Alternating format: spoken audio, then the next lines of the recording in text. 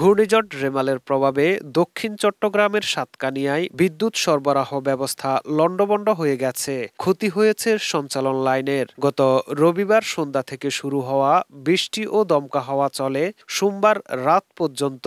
রবিবার রাত থেকে উপজেলার সবকটি ইউনিয়নে বিদ্যুৎ সরবরাহ ব্যবস্থা বিঘ্নিত হয়। অন্ধকারে নিমজ্জিত হয় প্রায় ৮০,০০০ বিদ্যুৎ গ্রাহক। বৈদ্যুতিক খুঁটি ভেঙে যাওয়া, তারের উপর গাছ পড়া, বিভিন্ন স্থানে তার ছিঁড়ে যাওয়ার কারণেই মূলত বিদ্যুৎ সরবরাহ করা যাচ্ছে না বলে জানিয়েছেন চট্টগ্রাম পল্লী বিদ্যুৎ সমিতি ১-এর সাতকানিয়া অঞ্চলের deputy general manager Mohammad Ibrahim. ঝড় কমে যাওয়ার পর থেকে বিদ্যুৎ সরবরাহ ব্যবস্থা সচল করতে অন্তত ১০০ জন শ্রমিক কাজ করছে বলে জানান তিনি।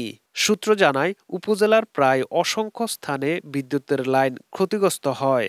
এসব এলাকায় ২১টি খুঁটি ভেঙে গেছে, ১০১টি স্পটে তারের উপর গাছ হেলে পড়েছে ও ৭৯টি স্পটে তার ছিঁড়ে গেছে, যার ফলে পুরো উপজেলার ৭৯,০০০ বিদ্যুৎ গ্রাহকের সংযোগ বিচ্ছিন্ন হয়ে যায়। ডিজিএম মোহাম্মদ ইব্রাহিম বলেন, আমাদের এই সাতকানিয়া উপজেলা সহ গতকালকে প্রায় ১০১টি স্পটে গাছ ভেঙে পড়েছে।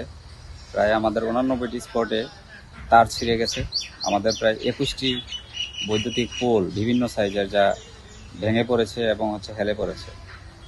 এছাড়াও বিভিন্ন ধরনের ছোটোখাটো আরও হাজারো সমস্যা তৈরি হয়েছে, যা আমরা রিকভারি করার জন্য অলরেডি আমাদের প্রায় ১০০-র উপরে লোকজন সাতকানিয়া উপজেলায় কাজ করছে।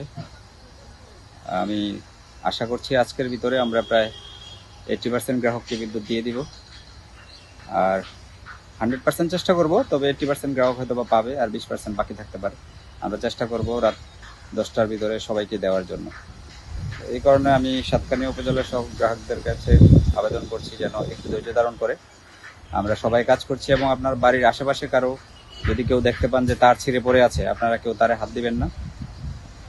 সেই বিষয়টা আমাদের অফিসকে অবহিত করার জন্য সবাইকে বিনীতভাবে অনুরোধ করছি, যেন কোনো দুর্ঘটনার সম্মুখীন কোনো গ্রাহক না হন, সেদিকে একটু সবাই সজাগ দৃষ্টি রাখবেন।